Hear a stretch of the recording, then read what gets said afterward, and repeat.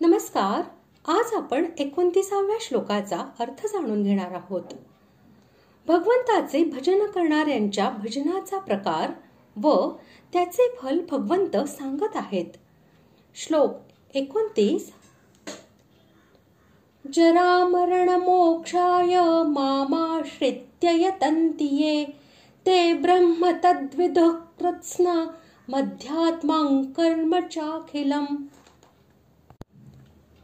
श्लोकाचा अर्थ, जे मला शरण येऊन वार्धक्य व मरण यांपासून सुटण्याचा प्रयत्न करतात ते पुरुष ते ब्रह्म, संपूर्ण अध्यात्म आणि संपूर्ण कर्म जाणतात. जोपर्यंत जन्मापासून सुटका होत नाही तोपर्यंत वृद्धावस्था आणि मृत्यू यांच्यापासून सुटका होणे अशक्य होय.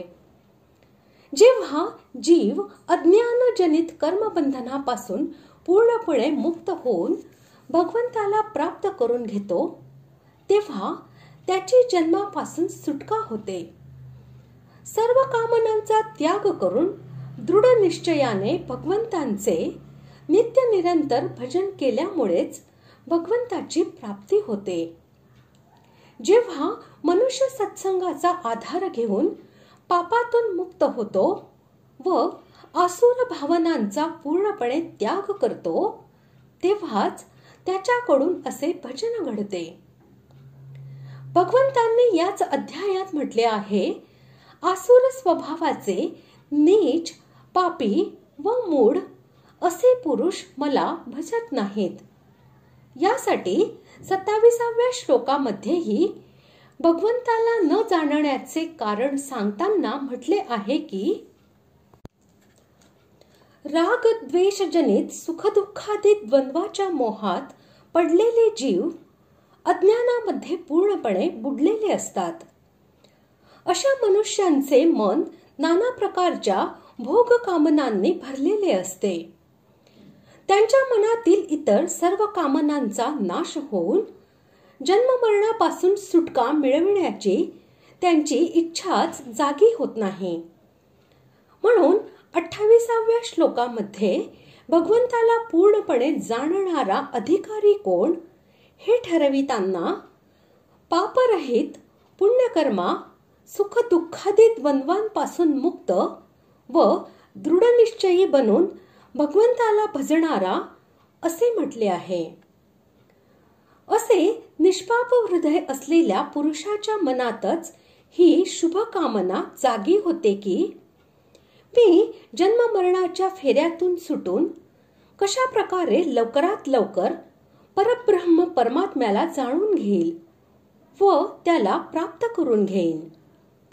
म्हणून भगवंत म्हणतात की, जे लोक जगातील सर्व विषयांचा आश्रय सोडून दृढ विश्वासाने एकमात्र माझा आश्रय घेऊन मन बुद्धी निरंतर माझ्यामध्येच लावून ठेवतात ते मला शरण येऊन प्रयत्न करणारे होत. तत् या विशेषणासह ब्रह्म या पदाने निर्गुण निराकार सच्चिदानंद घन परब्रह्म परमात्म्याचा संकेत दिला आहे. या परब्रह्म परमात्म्याच्या तत्वाचा चांगल्या प्रकारे अनुभव घेऊन ते साक्षात करणे म्हणजेच त्याला जाणणे होय.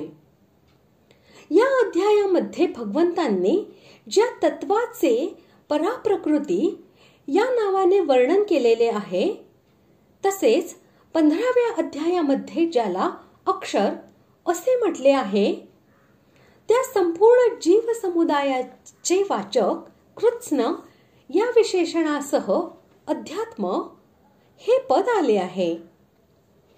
एक सच्चिदानंद घन परमात्मा जीवांच्या रूपात अनेकाकार दिसत आहे. वास्तविक जीव समुदाय रूपी संपूर्ण अध्यात्म हे सच्चिदानंद घन परमात्म्यापेक्षा वेगळे नाही. हे तत्व जाणून घेणे म्हणजेच त्याला जाणणे असे होय. तसेच ज्याच्यामुळे सर्व भूतांची आणि सर्व क्रियांची उत्पत्ती होते, असा जो भगवंतांचा आदी संकल्प रूप विसर्ग, त्या विसर्गाचे नाव कर्म होय. भगवंतांचा संकल्प असल्यामुळे हे कर्म भगवंतांशी अभिन्न आहे असे जाणणे म्हणजेच अखिल कर्म जाणणे होय. अशा प्रकारे आज आपण 29व्या श्लोकाचा अर्थ जाणून घेतला. पुढील भागात आपण 30व्या श्लोकाचा अर्थ जाणून घेऊया. धन्यवाद.